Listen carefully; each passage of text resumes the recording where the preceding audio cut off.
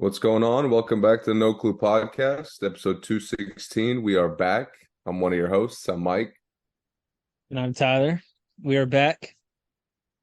Uh Interesting Eastern Conference Finals. Arguably the most interesting Eastern Conference Finals of all times because we almost got to see history.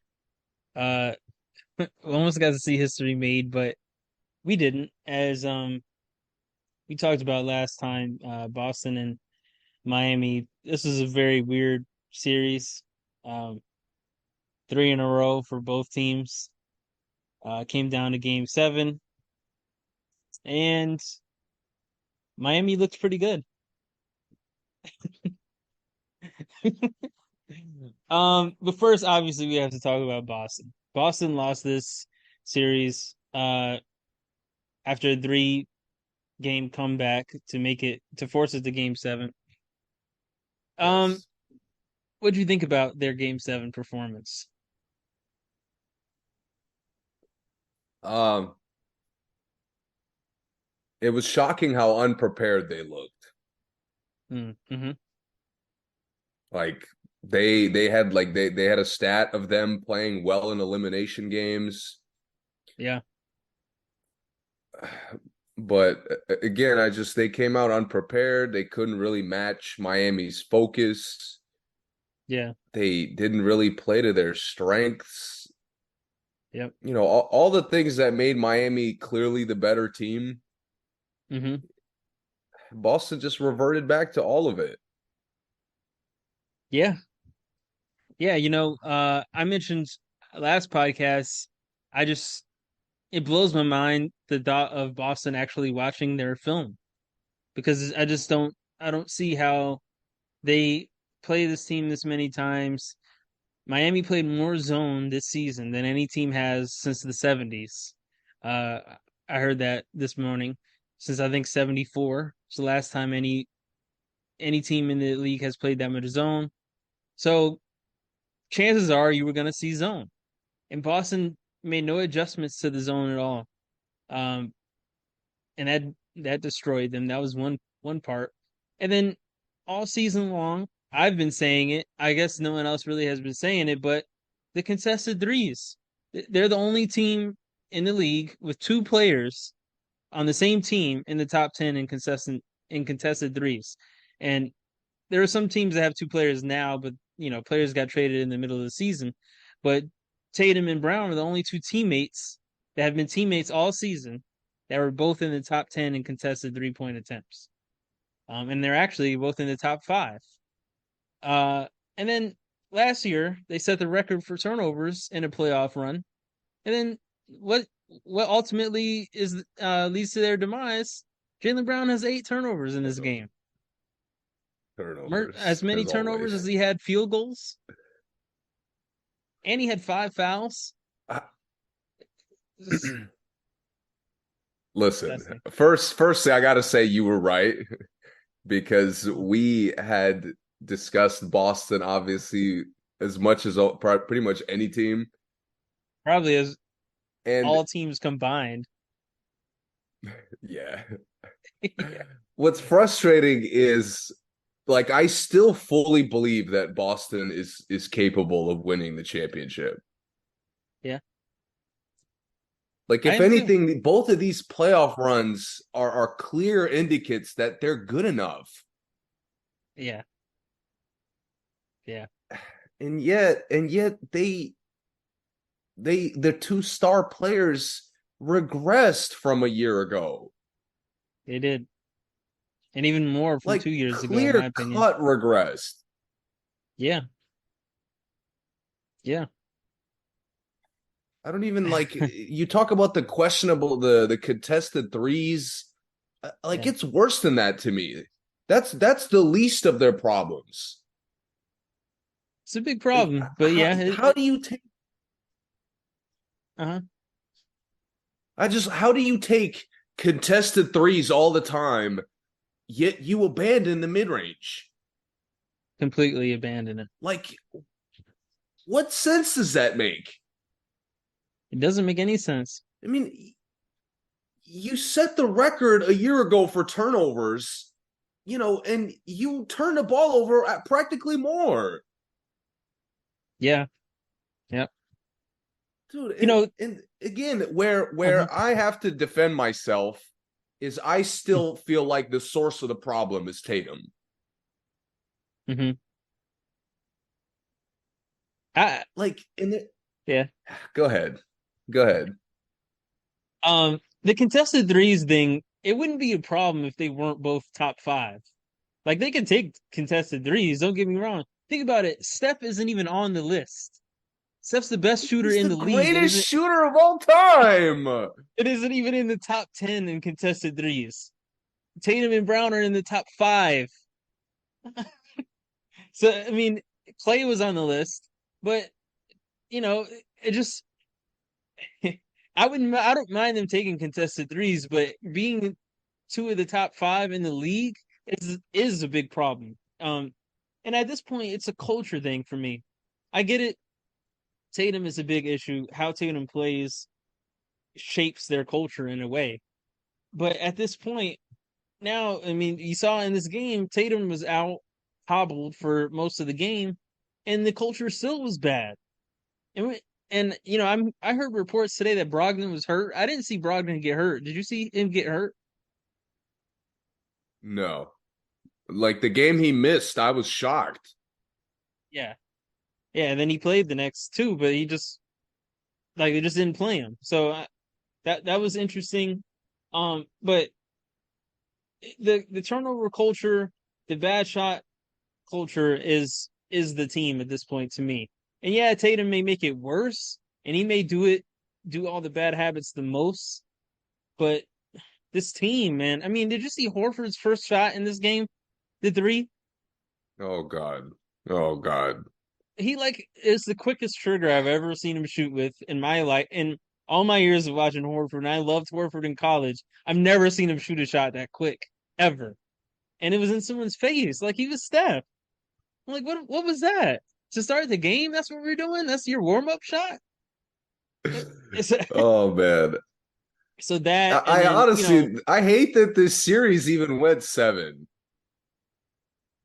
in what Like way? the three games Boston won has created this weird notion that they're almost as good as Miami.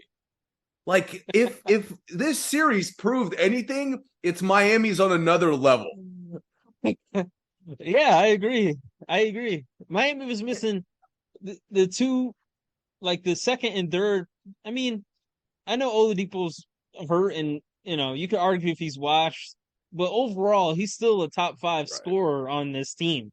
They're missing probably the second and maybe fourth best scorer on their team, and still beat them. In 4 games. Had better depth, better Yeah, rotation, and the yeah, role players played better. I mean, they did. listen, there's a lot of talk about everything but Jayson Tatum because he rolled his fucking ankle. I know. Like, Like what about the other 3 games that one they game. lost? First of all, you said the culture remained even though he got hurt. That's because he stayed on the fucking court. He stayed on the What do court you? and he still found a way to take bad shots. He did. He did. And it's But like, Brown was. dude, listen. I've hurt my ankle a bunch of times playing. I've Yeah. come back. I haven't really had ankle injuries that I couldn't come back in the moment from, at least to Mm-hmm. finish that game. Yeah. Like, why are you only hobbling on landings? Mm-hmm. Like, why are I you noticed even that too. out there just to get up and down the court? Like, you Yeah. didn't elevate the energy, didn't make a hustle play, didn't say a fucking word to Jaylen Brown when he's embarrassing himself. Jaylen Brown embarrassed himself. Yes. But definitely. And Jayson Yeah. Tatum was like just out there. Oh, he's hurt. Okay, then go sit down. Mm-hmm.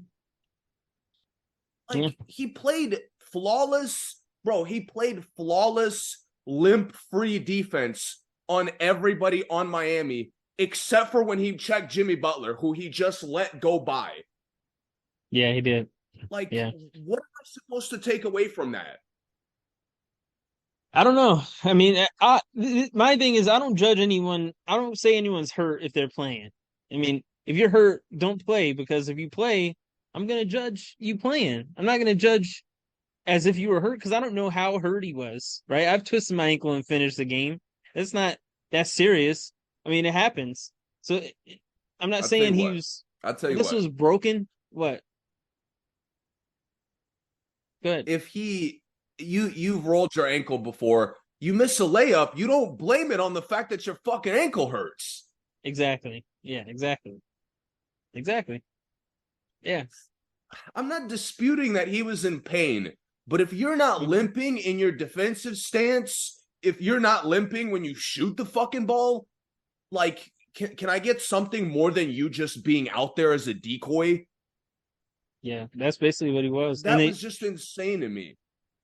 and and the big thing to me, that part of it to me was a lot of coaching, a big coaching problem because at some point, Missoula, if you know he's hurt, you got to switch it up. The 5 out thing, him just standing on the wing, he was just kind of in the way on offense a lot of times. If he wasn't attacking, he was just like, "Yo, are you gonna set a screen or like, get out the way if you can't attack." But and I mean that's on Tatum as well. But at the same time, Missoula, you have to look out there and say, "All right, Tatum, I see you're hurt. You got to get to the high post. You got to get down low, run the baseline or something. But you can't be out there like at the top of the key when they're trying to run the offense. He can't, and he's not moving. He was a D Thank man out you. there. Go to He the was a cone. corner, bro. Every hurt Yeah, player ever goes to the corner. yeah, or at least post up. I mean, something. But we haven't seen. That's the thing. We haven't seen any adjustments from them all year. And I know I get it. Missoula is kind of like a strong-willed guy. He has this system that he thinks should work, but at the same time, there has to be some kind of uh consult between your best players and your coach to say, "Hey, man, this isn't it," or "Hey, let's try something else. Let's do that." I mean, we get it from guys that we know are bad teammates. We hear the Westbrook stories. He talked to Darvin Ham about where his position is and how he could do better at his position. We heard the Harden stories. He's talked to coaches and had these meetings with coaches and late night hotel pull ups about how to change what's going on the team. Like Jaylen Jaylen and Jayson are just out there just doing whatever all the other guys are doing. And again, that tells me it's a cultural issue. Because I mean, Jaylen Brown, the transition pull-ups where he has to like cock his knees in the air from 25 feet, like that's not a good shot. It's it's never a good shot. It never looks good. I haven't seen it go in, And and he still jacks it. he takes it with like Michael Porter Jr. confidence. Like what is going on? That's the strange part of it, and like I said, that tells me it's more than just Tatum. And I don't get me wrong, I do think Tatum is a big part of it. I think Tatum started it, and probably the reason it keeps going. But at this point, it's like, man, Smart and White are the only guys out there who look like they have a high basketball IQ that I don't see really make a lot of mistakes. Yeah, Smart maybe takes some risks. He probably takes more risks than he should, but I don't necessarily consider them mistakes. Um, and then White just played flawless in these last few games. White was fantastic. He was the best player on the Celtics in this series, Yes. in my opinion. Um, and I know he's not the Overall, best I player, agree. but he played the best. Yeah. Um, but yeah, man, this is rough. And back to Missoula. I just I don't know, man. I don't know. I don't want anyone. I don't really like saying people should lose their job. I really was hard on Steven Silas, and I know he went through a lot this year. I'm glad he's okay, but Missoula, man, this isn't it. And maybe it's not his fault. Like I said, the culture's been like this since Stevens was there. I dogged them when Listen, Stevens was there for the same reasons. bro, they clearly regressed from Udoka. They And did. what's funny to me is how bear with me. So Golden State and Boston were both in the finals last year. Yeah. Golden State pulls it out, uh they come into this season and both have these wild right before the season situations that kind of completely torch the beginning of their season. Yes. In Yes, they did. Golden State, who loses to LA in large part because AD was just everywhere defensively. Hmm. After the series, it's like, yo, Draymond punching Poole clearly like fractured the locker room. It clearly messed up the chemistry of the season. Uh, Yeah. that's not why you lost to LA. It's not at all. That was a, So and we talked about it. to me, it That was was a just big, bizarre. yeah. We talked about on here. That was a big, like, it was a depth versus no depth issue in that series. And if Warriors only have six 100%. good guys. Lakers went like 11 deep, and everyone played good off the Yes. bench. Everybody. It was just, it And was just a and rough series. AD's not letting anyone get layups, so it's like jump shots aren't falling. There's only so much you could do. Yeah, and I get the But pool was affected by the Draymond thing, but he was ineffective in that Lakers series because he couldn't get to the basket. he didn't play well against Sacramento. Like he just No, he didn't didn't. play well. He didn't take a step forward as a player. No, he didn't. Not in the playoffs, at least. Like I'm not attributing that to Draymond punching him to start the season. Right, 8 months ago almost. So, But with Boston, but with Boston, and I made this mistake. uh-huh. I trusted that this group had been together long enough. I trusted that they'd be motivated by the fact that they lost. They'd be Yeah, motivated, like they'd learn from their mistakes and they would minimize like what got them beat against Golden State. right. And none of that came to fruition. Like Nah, he under didn't. Missoula, they got worse in every way. Pretty much, yeah. Yeah. Like I think about this series. They made a run mhm, to come back into the series mhm. because of the ball movement. Yeah. Like It looked great in two how is games. that something you have to like that you has to click 4 games into a series?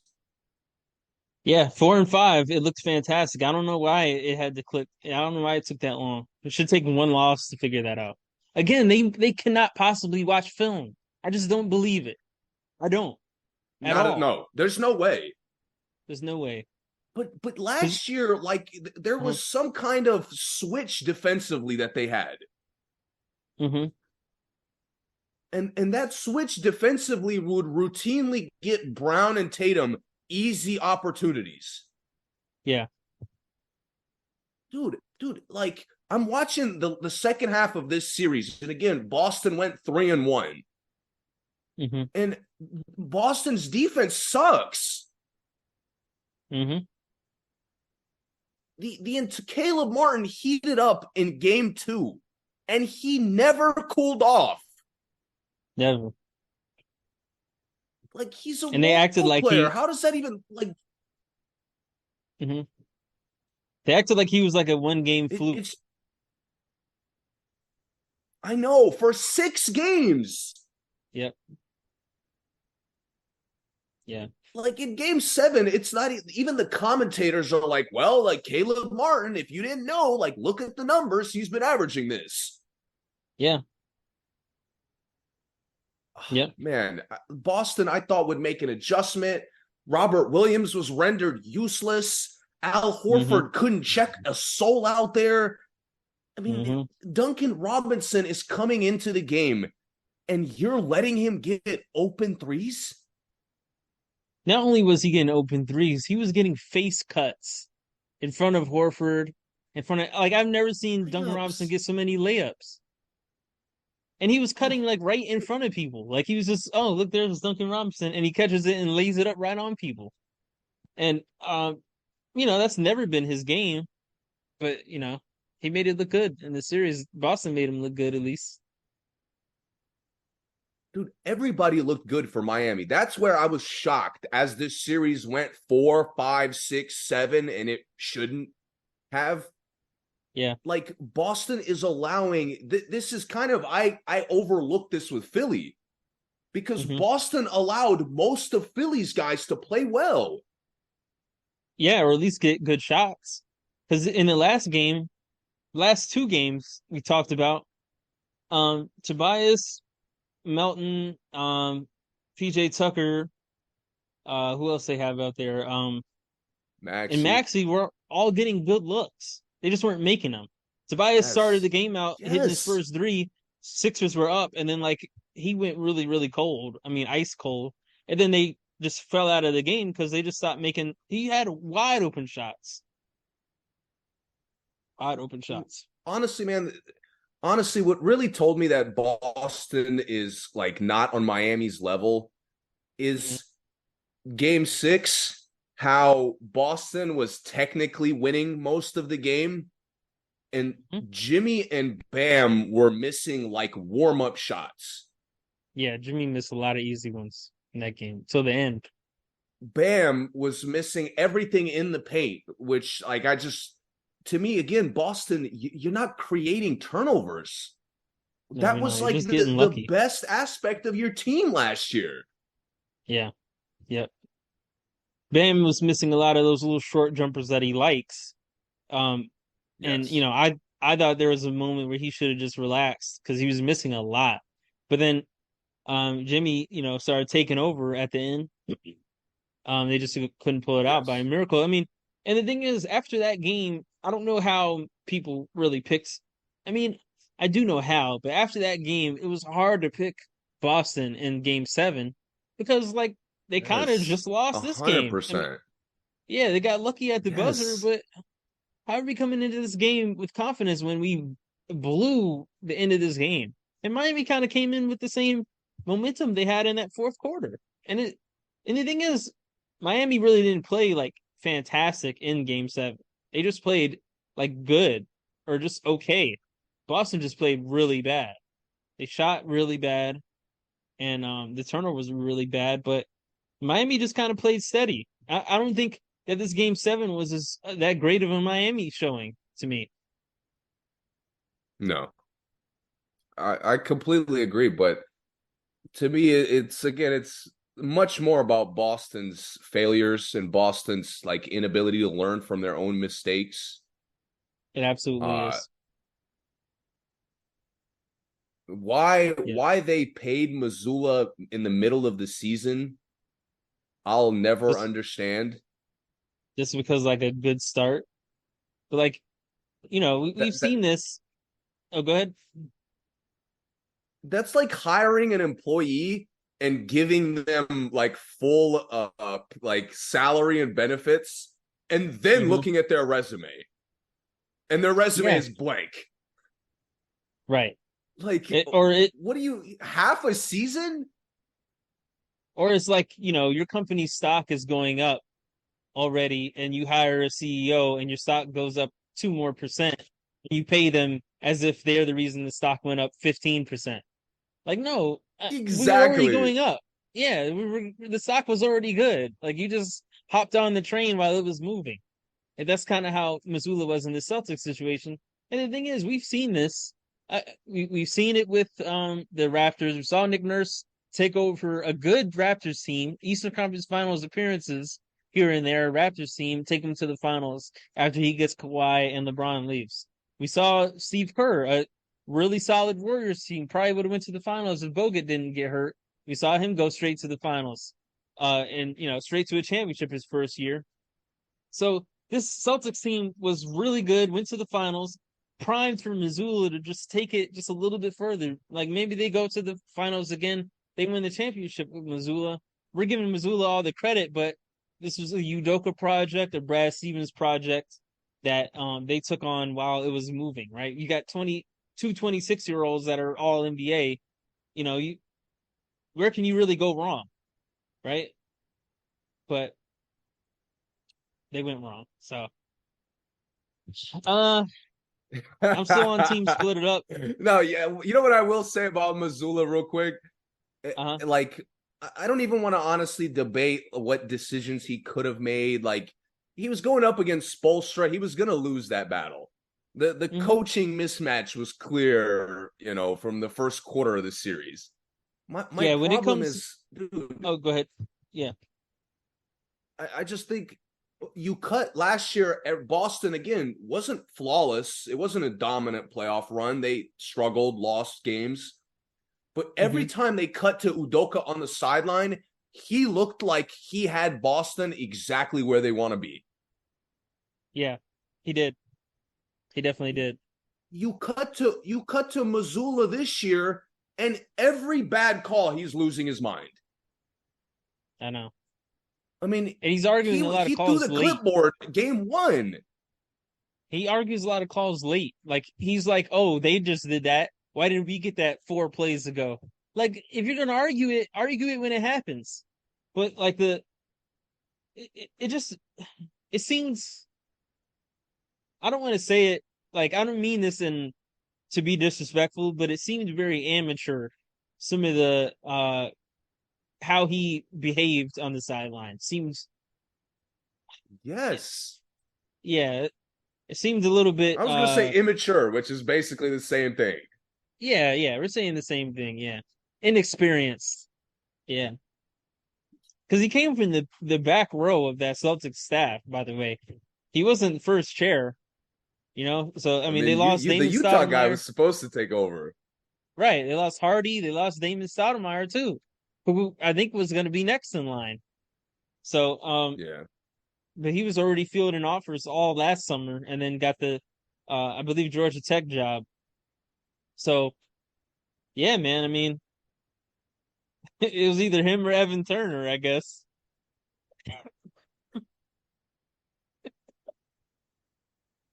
They made the right choice there. At least somebody made a good choice. I'll give it to him. Yeah, I'm with that one. All right. Uh now oh, I was gonna say I completely agree with you as far as the Spo versus Missoula. It didn't matter. Spoelstra was gonna win that battle, especially when it comes to game preparation, game to game preparation. It wasn't gonna be close.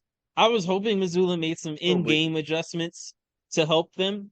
And not saying that he would have made in-game adjustments to like be better than the Heat, but they were struggling in certain ways that I was thinking, okay, Jaylen Brown, every time he brings the ball up court, is turnover. Let's stop him from bringing the ball up court. Every time, Tatum's not getting any good looks. Maybe let's set him some screens. Maybe let's get him in the paint. But none of that stuff happened. So that's the kind of stuff that I was looking for. Where yeah, it might not have. I mean, Spoelstra might have just switched something up too. But Celtics played the exact same for 7 games, and just some games they shot good, some games they passed more, and the other games they didn't. You know, you're yeah, not gonna when they Celtics passed more, they killed Miami's zone. killed it. And Celtics' biggest issue is the way they play and how they shot threes this year and contested threes. They have to be hot to win in these games. And like the really tough teams, you have to be hot or on Yes. fire. And you don't want to. I mean, you shouldn't have to be on fire to win a close game. You shouldn't have to be. Jimmy was off, and they. I mean, multiple games. Jimmy was off in the series, and they won the game. But Boston, they have to be, Tatum has to almost have a historic night every time they want to win a game. And that's not good. You know, it's tough. Man. I I've was been on thinking, teams split it you up remember for you 3 said years. about So Tatum? what about him?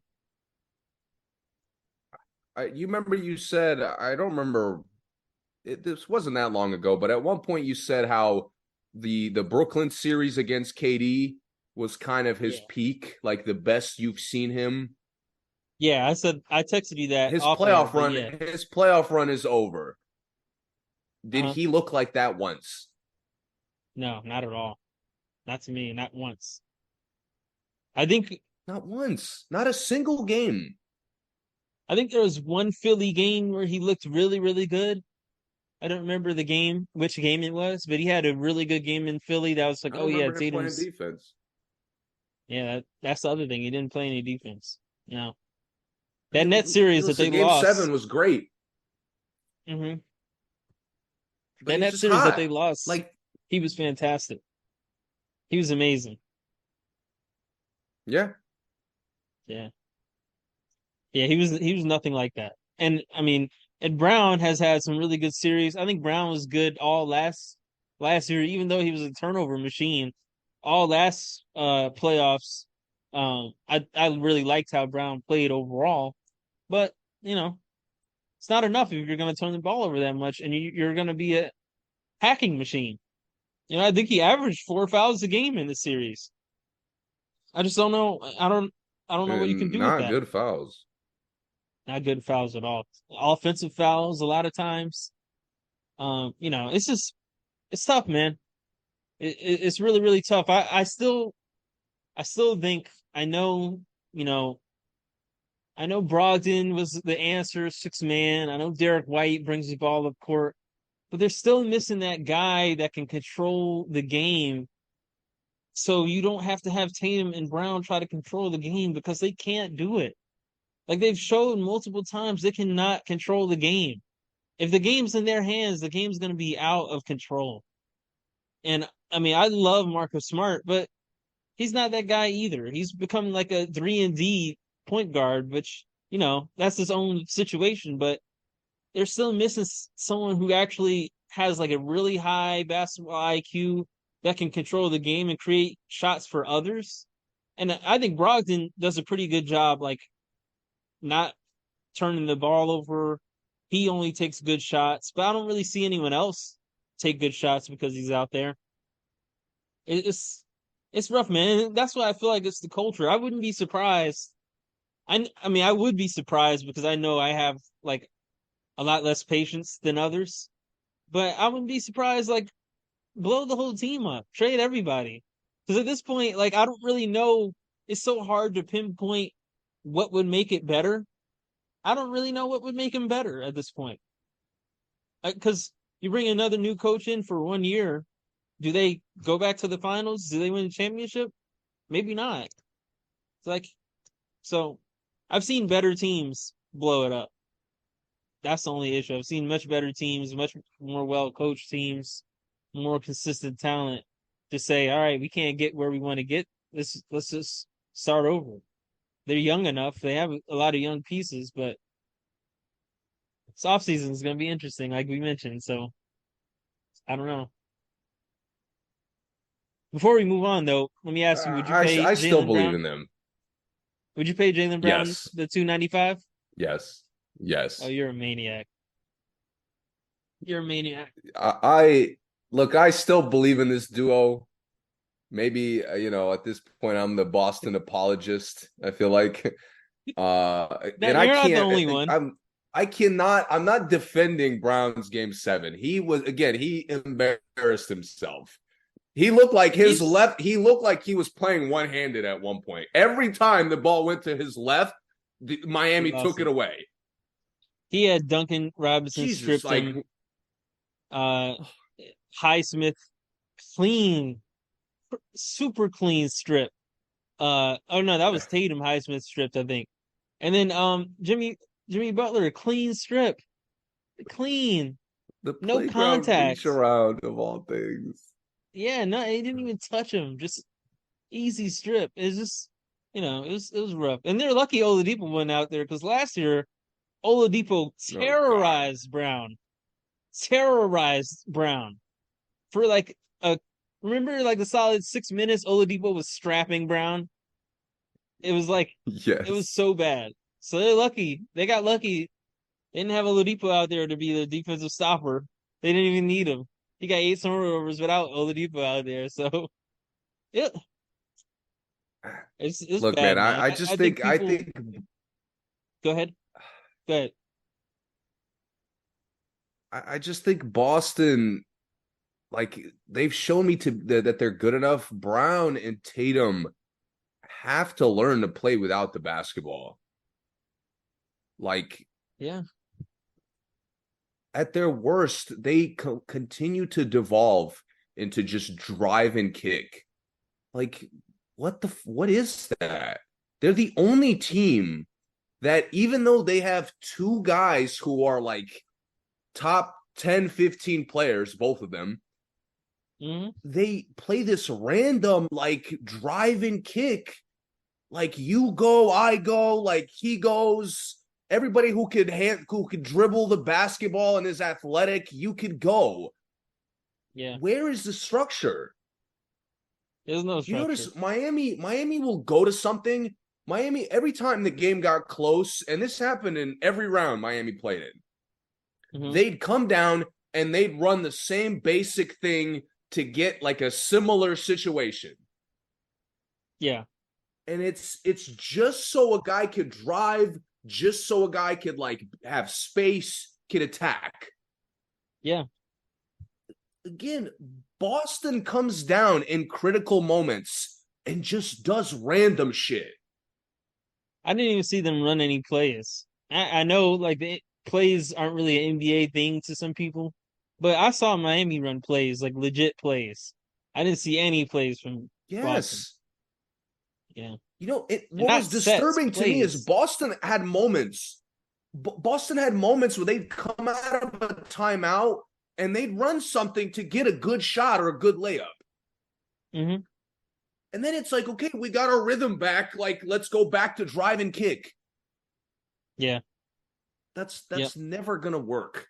Or one-on-one 3-point jumpers.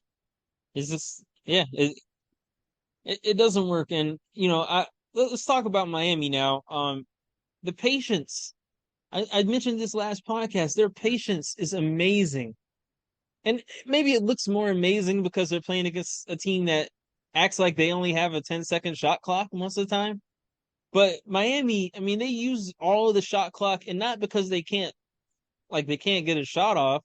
They just haven't found the shot they wanted. And a lot of times they get a great shot off with like 4 seconds on the Yes. clock, and they're not even rushed. They're just like, oh, here it is. There's the open look. Take it. Um, I see a lot of times, and I think Bam holds it maybe a little bit too long, but a lot of times Bam will catch it and just hold it and look, let the play develop, let Jimmy get to his spot, let Duncan Robinson get a cut, let Vincent come around the handoff a couple times, and then somebody is wide open, or someone has the layup, or Jimmy has the mismatch he wanted, the Rob Williams or Grant Williams mismatch he wanted. It's there, but that patience was fantastic for them. Everyone moved really well. Um, they they basically eliminated the size differential between them. The size advantage that Boston had, Miami kind of eliminated by moving so much and being so physical. Miami gets away with being more physical than a lot of Yeah. teams, I think, because they start the game off physical.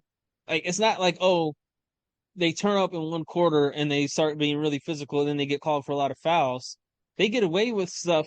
And I don't when I say get away, I don't mean like they're being dirty or they're not like playing good basketball, but I think they have a lot more physicality because they do it the whole 48 minutes. And these guys play hard the whole Yep. 48 minutes, and the refs is like, oh, that's just they're just playing hard. Like, oh, that's how they're doing it all night. It's not like a random move or random act of physicality. So that's something I think was really, really good by them. And a lot of their guys just hit shots, hit big shots. What else did you think about Miami But positively? Oh, go ahead. you make the point about them like embracing playing tough.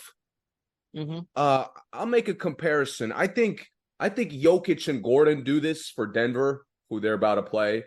And then I Yep. thought the Lakers did this very well, Mm-hmm. where like if the refs are making bad calls, it encourages the Lakers and two Denver guys, and Miami's like this. It encourages them to be more physical. Mm-hmm. Like that's where I mentioned Missoula freaking out over calls. a lot of times if Brown didn't get a call, he settled the next play. Tatum didn't get a call, settled the next play. Yeah. Al Horford didn't get a call, settled the next play. Yep. Miami never had that mindset. At no point Yeah. did Miami settle when they had a drive, avoided contact because they're worried about the game being called weird. Mm-hmm. Bam is a guy who'll get called for something, which, like an offensive foul that he commits way more than they actually call it. Yeah. And he does it the next play. There's no hesitation. There's no Does. let me maybe cool off, let the ref relax. The He next does the play, he'll exact set same the thing. exact same screen. Yeah. Yep. And that just speaks to Miami's culture, man. They embrace playing together, they embrace competing, and it showed the entire series to me. It absolutely did. It did. It did. And this was a good coaching job by Spoelstra, I think, this entire series. Even in the losses, I don't think he overreacted. I think Boston a lot of times just hit shots that Miami wanted them to take because, like I said, they play hot sometimes. And that first two wins, they were just really hot. They played great. It wasn't like them outsmarting Miami or doing something special to beat Miami. They just shot well, and I think Spoelstra was okay with that.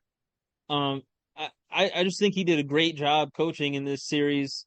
Obviously, we talked the last time. Caleb Martin was fantastic. Gabe Vincent has been fantastic. Um, and you saw it when Gabe Vincent missed that game. You saw how much they needed him out there. I think it was game 5 he missed. Yeah. You saw how important he was. And Yeah. Lowry didn't shoot that well, but I thought when Lowry was out there, him being vocal, him being a play initiator, a floor general, I thought he was really, really good. I think he's another guy who's really physical, knows how to work around the refs, knows how to lead the team. I saw him in the huddles, writing on the clipboard when he wasn't in the game. And that's something that Boston is missing so badly. It doesn't have to be a good player. It just has to be someone that really knows how to play basketball, organized basketball. And Miami, um, Yeah. I noticed that everyone on the team it just looked like everyone on the team really, really knows how to play. And it showed. They played hard and they looked like a really, really good team. They just looked like a really good team. And they are one. I think the best team won, the better team won. Yeah. We talked about it. I mean, all year. Boston has the talent, but Miami has the grit. They had the structure. They have a good team structure. We won center. And let's move on. Let's Again, move on to the. to me, I Oh, go just ahead. think Go ahead. real quick, I just think Jimmy Butler kind of gives Tatum and Brown the blueprint for how they could be better players. Okay. Tell me more. What do you mean? To me, Butler doesn't do anything. He doesn't do anything extreme that you can't replicate. Right. You know what I mean? So I just feel Mm-hmm. Butler's patience, whether his teammates are playing well or not, Butler's patience, Butler's focus to get to spots he specifically likes and to Mm-hmm. get shots he specifically likes. Yeah. I just think there's a lot of parallels that Boston could learn. If Boston is watching film, hopefully it's Miami film. Yeah. Because I agree. I just think Miami kind of showed them a blueprint for how they could be successful. I completely agree. Yeah. If Boston played like Miami with the roster they have, they probably would never lose. Um, and Yeah. to your point, Tatum and Brown are both at this point, I would say pseudo versatile, where yeah, their bodies are versatile. Yeah, they probably could do a lot of those things, but they don't do them. So, Our and favorite, they're Jimmy Brown, versatile on paper. yeah, and Jimmy Butler is kind of the opposite, where his body looks like a player that should really be outside more often.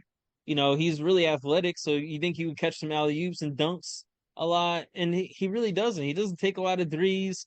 He takes a lot of mid range, a lot of short range shots, more than mid range. A lot of his jump shots are in the paint, and he just uses his strength, which I don't even think he's stronger than Brown or Tatum, but he uses it better, and he gets to every spot. And like I said, his patience. He's patient. Jimmy doesn't take any bad shots. He may get defended well, but you're not gonna see him settle for anything that he doesn't want to take. And I think Yeah. Jaylen, especially Jayson, has better handles, probably a little more bag. He's taller. Um, he could do more than Butler, but you know, again, his culture, he's established his culture. Maybe Brad Stevens has established the culture. It's just not there, and it started when he And was young because the first 2 years we saw it. We saw where his versatility. 3 years we saw how much versatility he could have, and his last 2 years definitely has dropped down a lot. There's no reason that Gabe Vincent should be able to check Jayson Tatum 25 feet from the basket.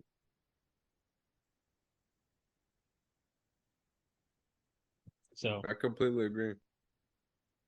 so let's transition into the finals. So congrats to Miami. They got the Nuggets coming up. We talked about the Nuggets a lot Yes. here. Who do you think is going to be the biggest X factor? What player? Jamal Murray. Okay, tell me why. I think first of all, he's competing, he's approaching Spida's level of nuclear. Yep, Uh to I just didn't think a guard could dominate the Lakers as easily as he did. very And easily. it's like I don't see Miami being able to slow him down. Right, I agree. I So agree with that. I feel again, I still believe the Lakers were the best defense that the Nuggets will probably face. Hmm. And like they just handled them so easily that to me, the Nuggets can respond to everything Miami does, but Jamal Murray is gonna decide the games like he normally does. Yeah, What do you think? yeah. Murray, I think Murray is gonna have to be. I mean, he probably is gonna be Finals MVP. Like if I was gonna make a vote for Finals MVP, it would be Murray. I think Jokic may have better numbers, but as far as whose impact would be the biggest impact, I would say Murray. But believe it or not, I think the biggest X factor in this for me is Michael Porter Jr. And I say this because I don't really know who can guard Michael Porter Jr. on the Heat. I'm not saying he's gonna like attack that much, but I just don't think I think if he's shooting well and if he's rebounding, I just don't know how you're gonna be able to beat Denver because there's no one that can defend his shot on Miami, like no one. And then if he rebounds, they just don't have enough bodies on Miami to even keep him out of the paint. And don't get me wrong, I know Porter Jr. is soft, but if Michael Porter Jr. plays as good as Michael Porter Jr. can play, Denver is going to be easy. It really won't matter like how great Murray or Jokic is if Porter Jr. is Yeah. that locked in and that involved. But you know, it's an outside chance that he is. But if you're bringing Cody Zeller in as your next guy and you got Kevin Love trying to trying to run out there to defend Michael Porter Jr.'s shot, you know, it's not gonna work. I mean, you have Hayward Highsmith. No disrespect to him, I love him. I'm a fan now. I think he played fantastic in this series. A little bit that he played, but come on, man, you're gonna try to go out there on Michael Porter Jr.'s shot? No, zero. I mean, so I think that I, Miami's a team you have to be able to have your shooters shooting. And if Michael Porter Jr. is ready and like hitting his shot, hitting threes, I just don't see how they won't be able to keep getting him open because I do think Murray is going to be nuclear. I do think Jokic is going to be unstoppable. But if Michael Porter Jr. is going to be open a lot, it's going to be tough. I saw how many threes Boston got off. I think he's Michael gonna Porter Jr. fold. gets some of those threes. You say you think he's going to fold? Yeah, I mean, he is soft, like you said. He's the only guy in Denver that's pretty much soft. That's true. He's the Yeah, but only guy coming into the finals, which Denver hasn't been to. He's the mhm, only guy I'm worried about the moment will be too big for him. right. But if it isn't, it's over. Oh, That's it's my thing. over. I completely agree. That's why I say he's the X factor because if he is good, I'm counting on him not. But if he is, it's a wrap. Like it's over. This is really nothing that Miami can do if Michael Porter Jr. is locked in for this. Um, but to your point, I do think he's soft, and I do think it's a real outside chance that he is locked in, and I think he may be unplayable late into the series if they go to seven. I think Michael Porter I Jr. think we're may gonna see a start. lot of Jeff Green in this series. Exactly. It's very possible. Very possible. But curious to see that. Do you put any stock into Tyler Hero coming back? Let me No, not at all. What were you gonna say? I would be shocked if he came back. Uh I'm more curious. Who do you think the biggest matchup X factor will be? Obviously, uh hypothetically, but how do you think? Who do you think will match up the most? I don't know. It's tough because I don't know who Jimmy is gonna guard. Like if Jimmy's guarding Murray, I think that's the most interesting matchup. I think Jokic is gonna destroy Bam. No disrespect to Bam. I know I disrespect him a lot on here, but it's Yeah, it's gonna be Bam bad. is coming out to prove you wrong this series. Okay. Yeah, he's gonna have to prove me wrong this series. As far as matchup, yeah, I think whoever, I guess it would be Bruce Brown and Jimmy. I think that would be interesting because I think Jimmy's really active and Bruce Brown is active. I'd like to see who keeps who from making those random plays. Like, does Jimmy stop Bruce Brown from randomly coming in for like a tap dunk or for doing the like making the big time steal and getting the breakaway? Like Bruce Brown makes all these highlight big plays. Is Jimmy gonna be the kryptonite to those moments? I know that's kind of I know that's not really a good answer, but I don't know who else it would be because I don't think anyone else could stop Bruce Brown from doing that stuff. But the things he does on the court for the Nuggets has been such a big part of their playoff run. And I think that Yeah. should be Miami's focus is making sure Bruce Brown doesn't get his hands on the game because he's been determining games. I really only think Jimmy's the guy. I think Jimmy's the only one who can do it. To be honest with you, the more I'm thinking about Denver's like complete playoff run through the West, Hmm. Bruce Brown has been their third best player, Absolutely. Yeah, and like he by a has. significant margin. He has. Yeah, And I he's agree. been like a solo bench catalyst. Like He he's been has. a playoff sixth man by a mile because he single-handedly makes Denver look deep. I mean, he is exactly And what you want me out and of a you six keep man. 100%. And me and Yeah, you have talked about Denver really only going like 7, 8 deep. It's because of him. yeah. They don't need anybody else.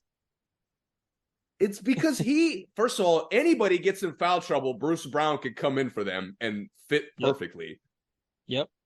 Like you said, he's making highlight plays like every couple trips down, it seems like. He does. He does. He's a constant mismatch. So to your point, man, I think he's easily the third most important player for Miami to contain. Yeah, he is. He is. And And I think I would actually if he gets to dictate the bench real quick, I think it's over. I would actually argue he's the second most important, only because he does so many other things. Like I think, in my opinion, I've said it on here a lot. I think Murray is probably, to me, the overall best player on Denver. I know Jokic is the best player, but as far as like in a game, I'm more worried about Murray than I am Jokic, right? If I'm the other team, because I kind of know what Jokic does, and he still does center things. He's still gonna give me the 20 and 15, 30 and 15, whatever. He's still a really good center. Murray, I don't know what Murray's ceiling is scoring, right? So that worries me more because I don't know if Murray's going to get 60 in a game, right? Like he's a little more dangerous in that way to me. But then to me, Bruce Brown being able to affect so much of the game, Bruce Brown will come out and get and have the second most assists on the team. He'll have the most rebounds on the team. He'll have the most steals. Like I never know. He's another guy. I never know what his ceiling is in a game. Like I don't know how much he's gonna affect the game.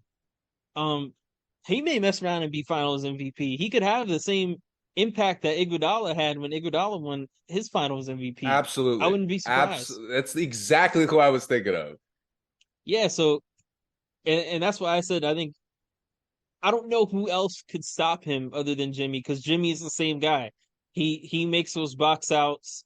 I mean, he's the one who would have to box him out. He makes those huge offensive rebounds. He gets those wow, where did Jimmy come from kind of plays. And he would be the guy that would have to keep Bruce Brown under control. Because if Bruce Brown gets out of control, I mean, the whole Nuggets team is on fire. Yeah, he has that badge on 2K that when he is on fire, everyone's skills get boosted up. That's he has that. Yes. If Bruce Brown's playing good, And everybody dude, all of a sudden plays great. and Bruce Brown, man, like again, he's so good. He was attacking every mismatch in the Western Conference rounds.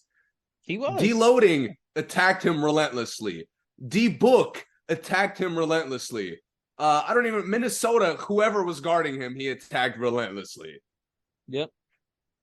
Like Yep. the Miami has been getting away with playing non-athletes because they play to their strengths. They've been, Hmm. sneaking in zones, and they've played poorly coached teams. Well, at least they Yeah, they just have. played a poorly coached team.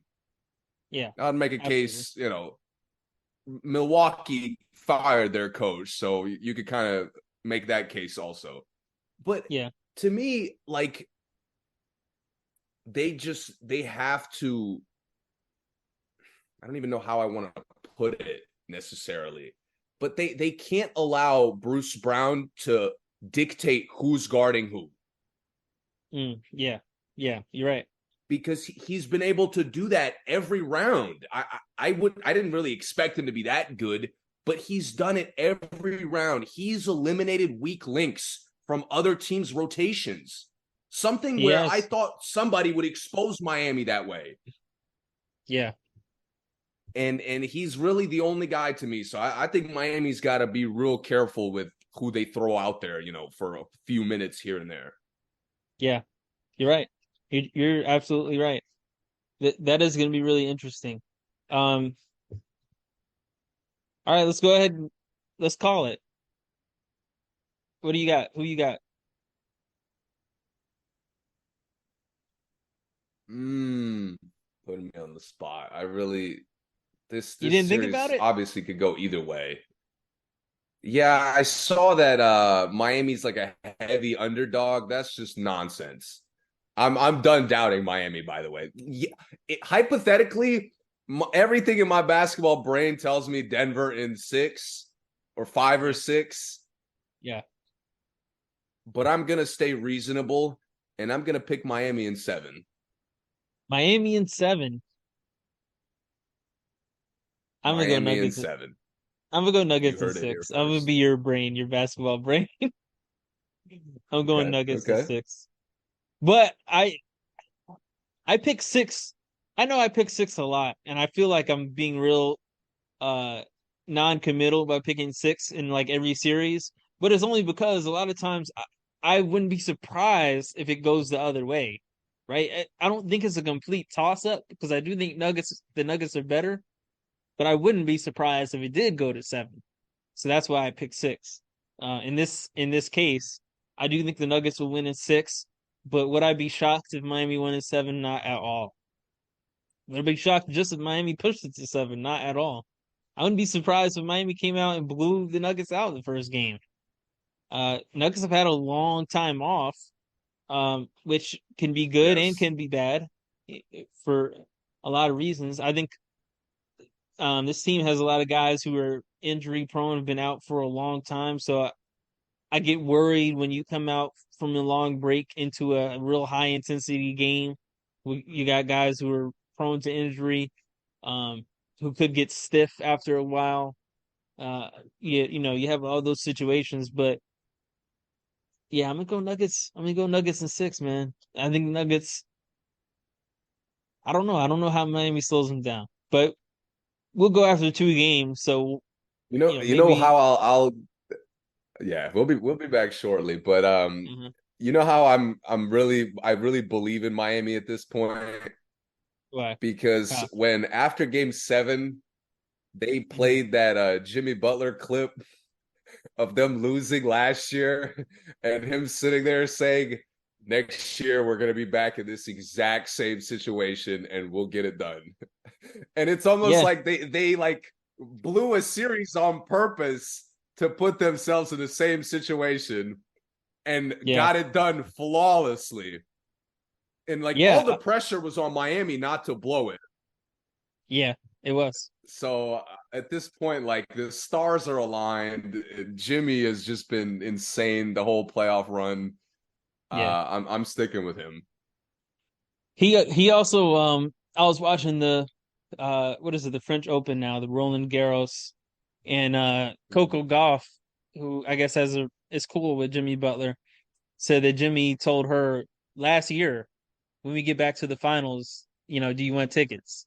And she was like, "What do you mean? Like that's next year?" He's like, "Yeah, we're going to the finals. You want finals tickets next year?" And she was like, I didn't even know what to say, and that was like before the season even started. Oh So man. I mean, it's been on his mind. So yeah, I would be happy with either win. That I wouldn't line be he also surprised. hit. Yeah, Uh-huh. I'm not like I'm not rooting for either team over the other, but did you see he said like they asked him something about role players and he was like, I call them my teammates. Yeah, yeah, I was I like, like man, that. Jimmy just is effortlessly a legend. He is. He's getting better and better as a leader. I think it's very slow, but it is happening before our eyes. Uh, but But you know what I yeah, think? I think he's a very specific leader. he Like, is. he couldn't go to any team and just, we saw him fail as a leader in other places. Hmm. But Miami has the exact culture for him. And we've talked about this a lot. I think a lot of people have. But Hmm. him and Miami, like, are truly a match made in heaven.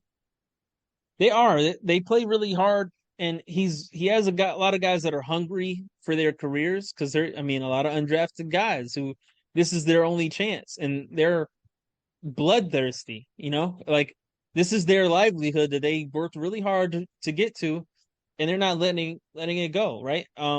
So you got a lot of underdogs on the team, um, a lot of guys who were counted out, and I mean this in like again, I don't mean this to emasculate anyone when I say this, but I think that Jimmy has to be submitted to as a leader, and I think a lot of times that's not easy. Like going to a new team, like if like Yeah, in Philly, there was zero chance of Embiid saying, "Oh, Jimmy's our leader." Like you just wouldn't hear it. Like he wouldn't, even if he said that, he wouldn't mean it, right? Um, Same thing with until he Minnesota. left. He had a Yeah, Minnesota. He played with two number one picks, two number one draft picks. They're not submitting to Jimmy as like, "Oh, you're the man," right? But this team is a lot of We know guys how that who, played out. right? We know how it played out. This team is a lot of guys who really wouldn't even be in the league. I mean, Lowry, I mean, how many teams do you think really want Lowry right now? And he's someone with a championship, with a ring. But I think everyone has come and you Lowry and notice, you see, Love. yeah, and Love. Everyone has come to this team and you see all of them submitting to who the leader is. Um, so I think that's the kind of leader he is. He's someone that you have to buy into Jimmy. Jimmy's not gonna he's not gonna co-pilot. He's not gonna try to make you buy into it. But if you buy into it, if you submit to, yo, Jimmy is the guy, then he got you, and you have he gives those guys so much confidence, and they give him So much. confidence. So yeah. Um, anything else on the finals? Um, no, I think after the first two games, we'll really deep dive some of the smaller stuff. Real quick, how do you think? Do you think Miami sticks with the zone, and how do you think the zone affects Denver? It doesn't.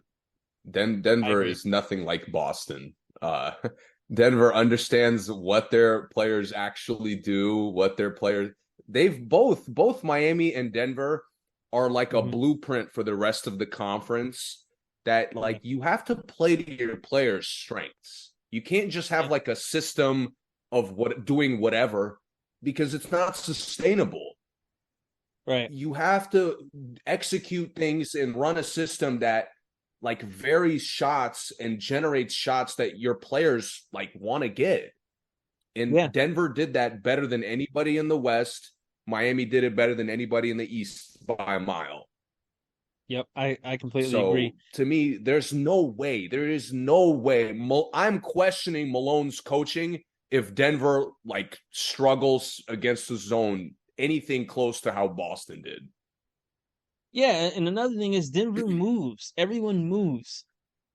Everyone is a willing passer, other than Michael Porter Jr.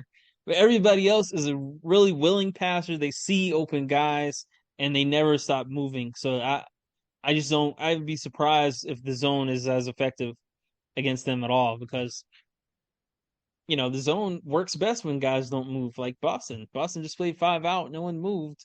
It's gonna work fine. But um, against Denver, the guys move. Jokic is all over the court. He can make plays from anywhere on the court. Murray can score, and Michael Porter Jr. can score from anywhere on the court. And their mismatch on anybody is going to be tough. Yeah, even if they do a matchup zone, I just don't see. I don't see how it works. I think they get in major foul trouble if they do the matchup zone Yeah. or a 2-2-1, whatever they were I'm doing. more curious if Miami goes big or maybe stays small or like tries to force Denver to go small. But again, so many things could play out that as we get deeper into the series, we might have to go game by game, to be honest. I'm down with that. I'm down with it. I'm sure the listeners would be down with it too. Um, one more thing, I want to talk about Nurse going to Philly. I really liked the headline, the Ah, play on words. The doc is in, the nurse. I mean, the doc is out, the nurse is in. I thought that was pretty cool. Really solid work by ESPN there. Um, you like that? oh, sorry, I missed that one. I missed that one, so that was my first time hearing that. So I was trying not to lose it. The doc is out, the nurse is in. Uh, Okay, um, I like it. I also like it. we talked about it a little bit. I think this is a great fit for Nurse. Are you hesitant to say that? You said it's a lateral move. I heard No, that from a lot of people.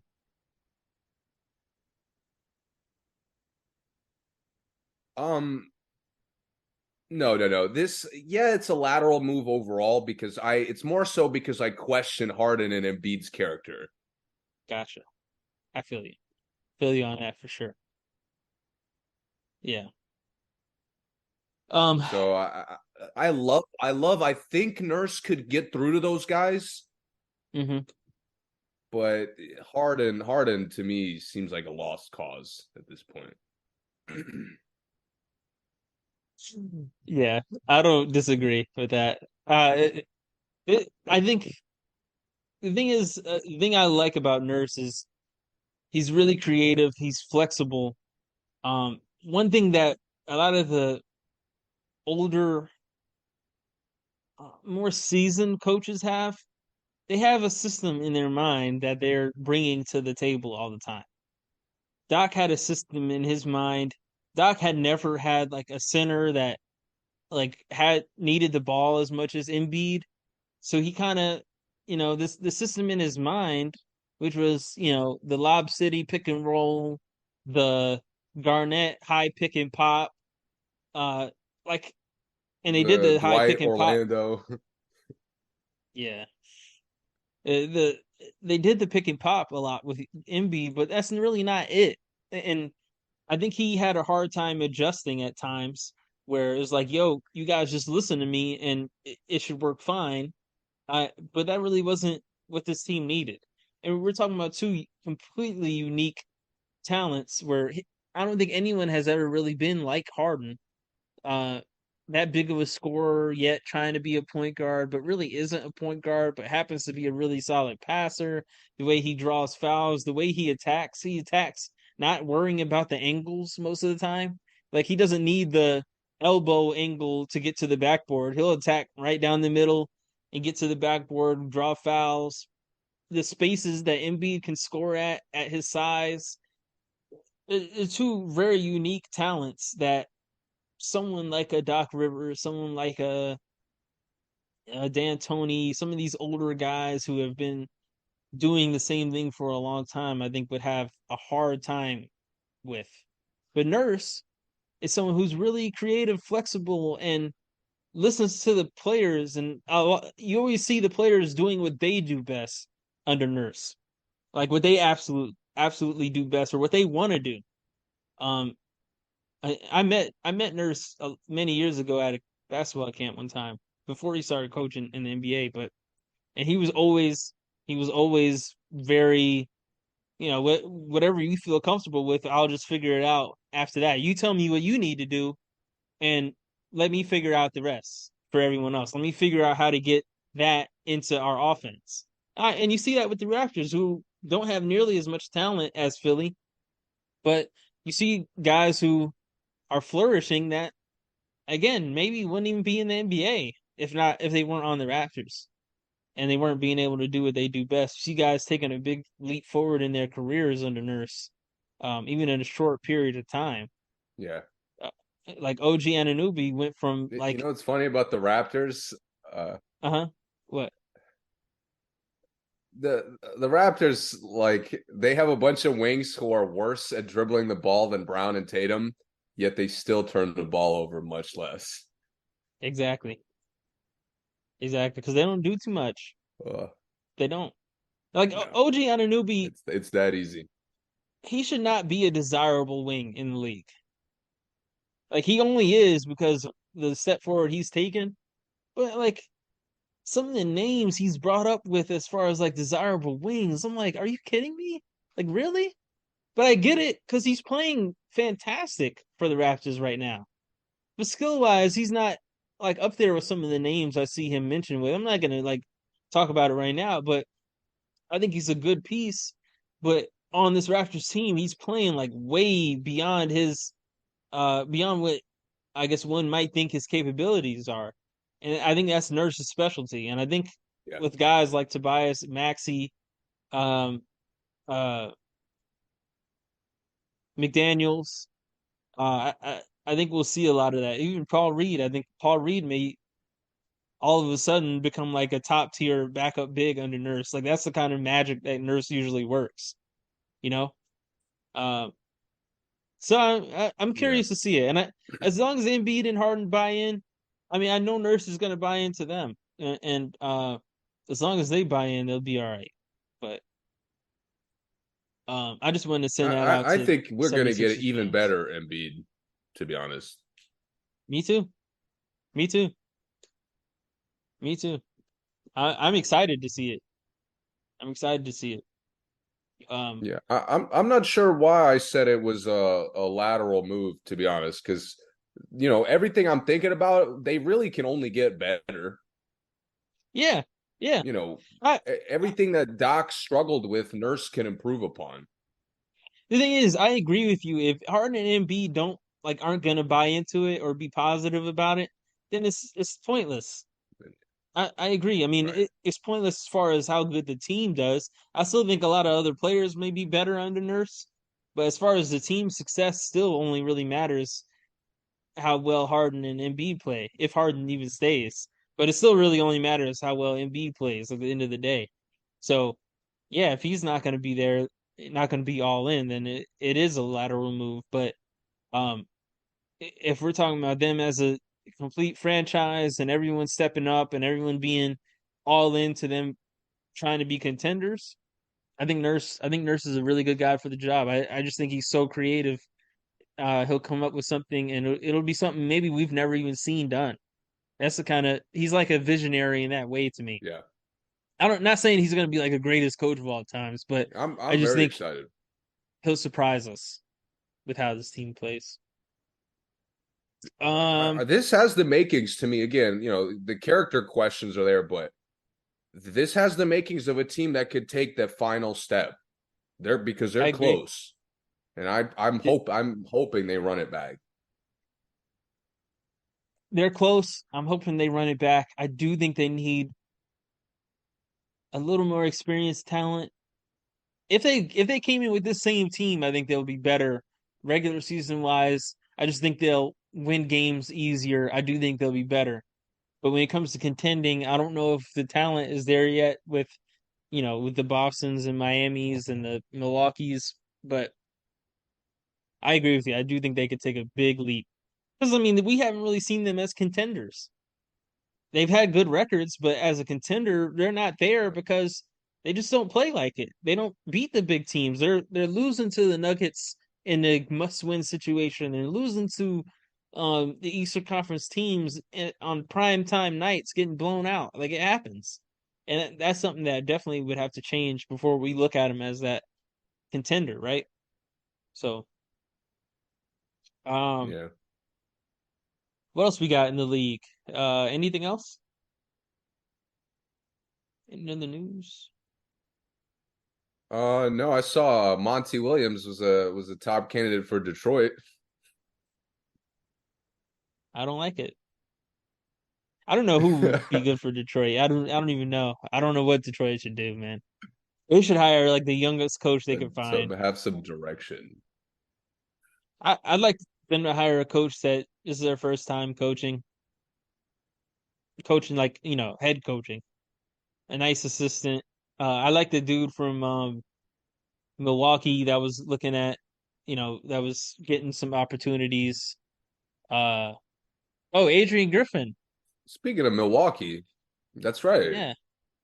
Yeah, Adrian Griffin got the Milwaukee job. I don't know much about Adrian Griffin. I know he has kids that are very talented. His daughter is very good. His son is good. Um, I don't really know much about his coaching style. I've heard him talk. Seems like a pretty good dude, but I don't know. I don't know about that. It's gonna be interesting. I think it's always really tough for me when you have really good assistants and you interview assistants on your own team and you go outside of the franchise to get another assistant. I always think that's kind of I don't know. It just seems kind of it seems weird to me. Like if you're gonna get an assistant, what's wrong with the assistants you Yeah. have? You know. Yeah, no, I see what you mean. Um, I but I don't that'd know with be Milwaukee. I'm not sure what the coaching adjustment will be necessarily. right. That's true. I don't know either.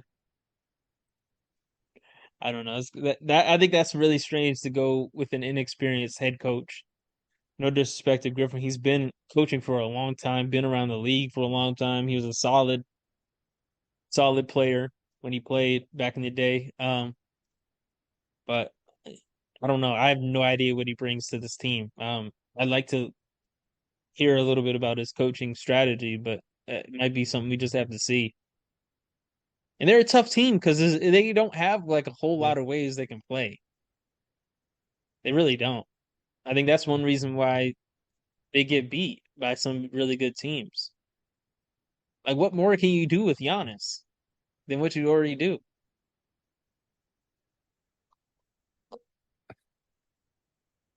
What I more can feel you do bad for with? them, man. I still feel like they did something to Jimmy Butler personally because like Jimmy went to a level that basketball player like it doesn't make sense how good he played against them. It just does not make sense.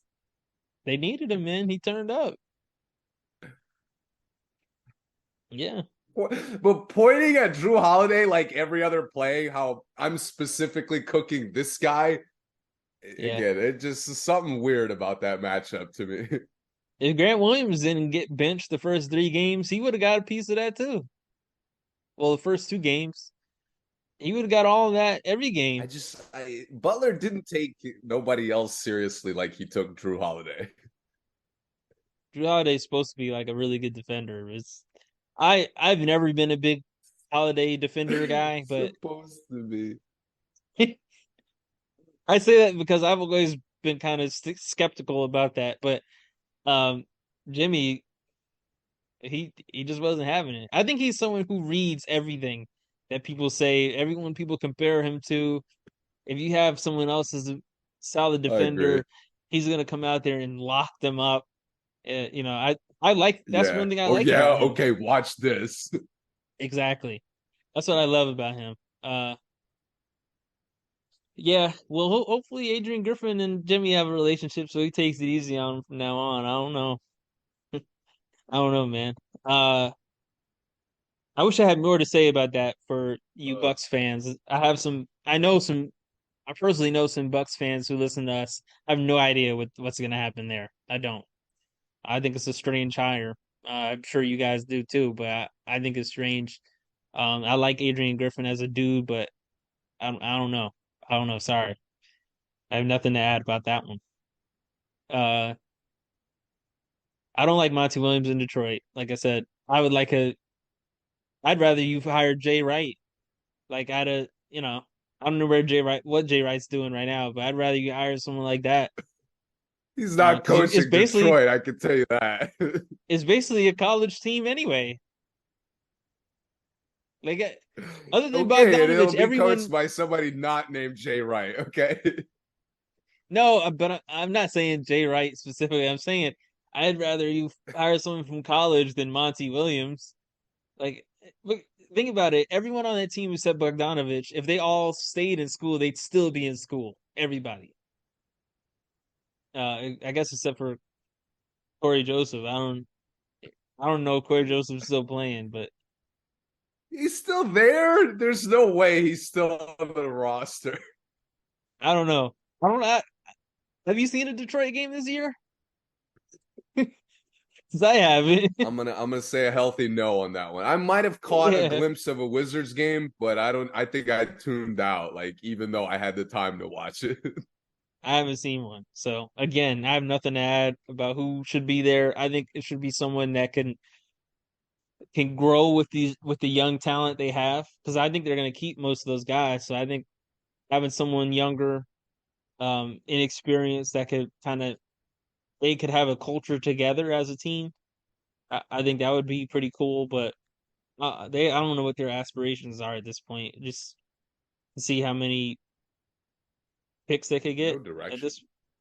Yeah, even when they draft, they don't. I don't see them drafting like forming a team. They get a bunch of guys that like are positionless guys every year. They get someone who I don't know what position they play is. So starting with Killian Hayes, I still don't Yeah, know what he does. What does he do? No disrespect, but I don't know what he does. Uh, Cade, I don't know what I position couldn't tell Cade you either. plays. Cade's really good, but I don't know what position he is. He just has the ball a lot. Both of those guys were turning into point guards, and yet they drafted Jaden Ivey. Again, Like, yeah. I know he's what? supposed What to be is a that? point guard. Yeah, and I know he plays like the position of point guard, but he doesn't like he just comes down court full speed. And like I don't know what he does. Still, he's just Yeah, really athletic. yeah. I haven't seen Jaden Ivey look like an actual point guard. I'll admit that. Yeah, that's what I'm saying. So again, they play a lot of guys that are like out of position. It's weird. I mean, draft a lot of guys out of position. So forming a team, drafting guys that you can't even structure together is strange. Um, I think this is the last thing I'll say today. Leave on this note. I think the Suns' job is the most undesirable job in the league. I think guys are running from that job. I hope we find out that Nick Nurse like turned it down. He did. He did. Oh, he I think officially did? that's Okay, I love it. I think that's already been reported. At least that's what I at least I thought I read that. Yeah, that they interviewed him and he was I like, saw he "Nah, was a I'm gonna top go with this." candidate for them. I don't even think he called them back. And that's speculating, but I think that Philly job, I'm cool. I'm gonna stay over I'm here. gonna just believe it anyway. Well, coaching Ayton, Durant, and Booker is a nightmare. Coaching CP has been a nightmare. Doc lost all his hair. He just has that shadow hairline now from coaching CP. Like A Doc hundred percent. A doesn't hundred even have a percent. relationship with his son anymore, like he used to because of CP. That was a joke. For anyone listening, that was a joke. Uh, I'm joking, but but not nah, entirely man. dishonest. So Yeah, man, nah. Coaching CP is a nightmare. And then Durant, you never know if nah, Durant's gonna get you Phoenix looks fired. bad. Yeah. You never know if Durant's going to get you fired. He's going to bring his homeboy to the team and ruin the chemistry. You never know what's going to happen with Durant. Uh, But bring in Phoenix legend Steve Nash. it's coming. It's coming. Yeah, because nobody else is gonna want that shit. Exactly. Oh man. They won't even take the promotion.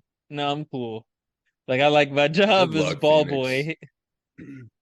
Yeah, good luck. They're getting Doc. It's coming. Doc and CP back together. One last ride. They'll make a documentary, the last dance. I will come on here and cry laughing at Phoenix if they hire Doc. It's possible. It's possible. But Oh, there's no way that I'd fire James Jones on the spot. hey, you never know. Um Oh man. anyway, thank you for listening everyone. I hope you enjoyed this. Um can't wait for the finals. Good luck to Boston this summer. Good luck to Miami. Good luck to Denver. We will be watching and we will be back very soon to talk about the finals games. Please subscribe, follow us, hit us up, all the social media things, and we'll see you guys next time.